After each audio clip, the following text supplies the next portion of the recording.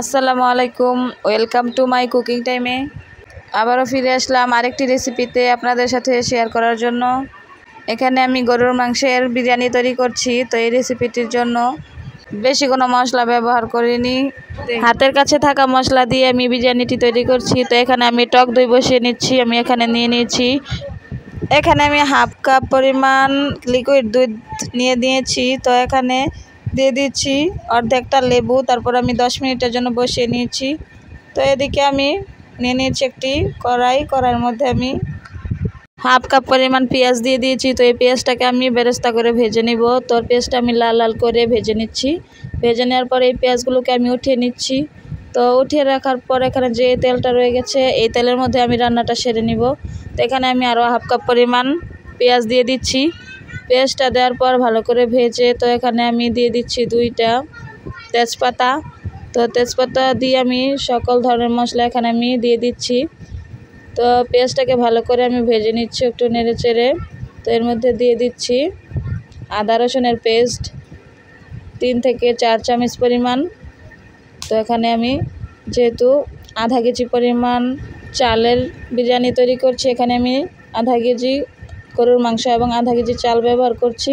তো এখানে আমি সব কিছু দিয়ে সব ধরনের গরম মশলা দিয়ে দিয়েছি এলাচ, তারপরে দিয়ে দিয়েছি লবণ, আদা রসুনের পেস্ট, সাথে দিয়েছি টক দই, তো একটু লাল মরিচের গুঁড়াও দিয়ে দিয়েছি। এরপর দিয়ে দিয়েছি প্যাকেটের বিরিয়ানির মশলা দিয়ে দিয়েছি। তারপর মশলাটা ভালো করে কষিয়ে আমি গরুর মাংসটা দিয়ে দিয়েছি।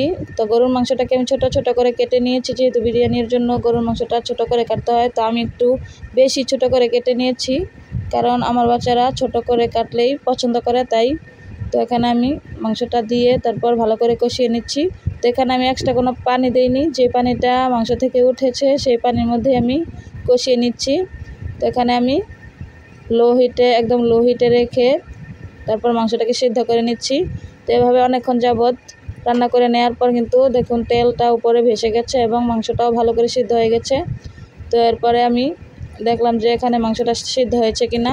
তো দেখলাম যে ভালো করে সিদ্ধ হয়েছে। তো এর পর্যায়ে আমি দিয়ে দিয়েছি। তো ভালো করে কষানো হয়ে গেলে এখন আমি চালটা ধুয়ে রেখেছিলাম, তো পানিটাও ঝরিয়ে নিয়েছি। এরপর সেই চালটা আমি এর মধ্যেই এই মাংসের সাথে দিয়ে দিচ্ছি। তো এখন যেহেতু আমি অল্প পরিমাণ রান্না করছি, তাই আমি একসাথে দিয়েই বসিয়ে দিচ্ছি। তো আলাদাভাবেও বসানো যায়। তো এখানে চালটাকে আমি ভালো করে একটু নেড়ে চেড়ে ভেজে নিচ্ছি, 4-5 মিনিটের মতো ভেজে নিচ্ছি ভালো করে কম হিট দিয়ে। তারপর আমি ভালো করে ভেজে নেওয়ার পর আমি এখানে গরম পানি বসিয়ে রেখেছি অন্য চুলার মধ্যে। তো এখানে আমি 1 কেজি পরিমাণ গরম পানি বলক উঠিয়ে রেখেছি। তারপর পানিটা ঢেলে দিলাম ভালো করে ভেজে নেওয়ার পর। তো এখানে আধা কেজি চালের মধ্যে 1 কেজি পরিমাণ পানি ব্যবহার করতে হবে। তো এখানে পানিটা দিয়ে আমি কিছুক্ষণ জাল করে নিচ্ছি। তো এখানে আমি ভেজে রাখা আলুগুলো দিয়ে দিলাম। তো আমি আলুগুলোকে আগেই ভেজে রেখেছিলাম, তো সেটা স্কিপ হয়ে গেছে। তো আমি আলুগুলোকে এখানে দিয়ে তারপরে ঢেকে দিলাম। তো কিছুক্ষণ পর এভাবে দমে রেখে দিলাম। তারপর খুলে আমি এটাকে উল্টে দিলাম, দিয়ে দিলাম কয়েকটি কাঁচামরিচ ফ্লেভারের জন্য এবং দিয়ে দিয়েছি এখানে ঘি। তো এখানে ঘিটা দিলে খুব ভালো একটি স্মেল আসবে এবং খেতেও খুব সুস্বাদু হবে। তো এভাবে ঘিটা দিয়ে তারপর একটু নেড়েচেড়ে উল্টে দিলাম, তাহলে অপর পাশটাও খুব ভালো করে সিদ্ধ হয়ে যাবে। তো এভাবে উল্টে পাল্টে তারপর আমি আরও কিছুক্ষণ ঢেকে রাখলাম ভালো করে আরও যাতে সিদ্ধ হয়ে যায়। তবে আজকের রেসিপিটি যদি ভালো লাগে অবশ্যই একটি লাইক দিবেন, কমেন্ট করবেন এবং চ্যানেলটি সাবস্ক্রাইব করতে ভুলবেন না। তো এই হয়ে গেল আমার গরুর মাংসের রেসিপি। ঝটপট বিরিয়ানি তৈরি হয়ে গেল কম খরচে এবং কম উপকরণে।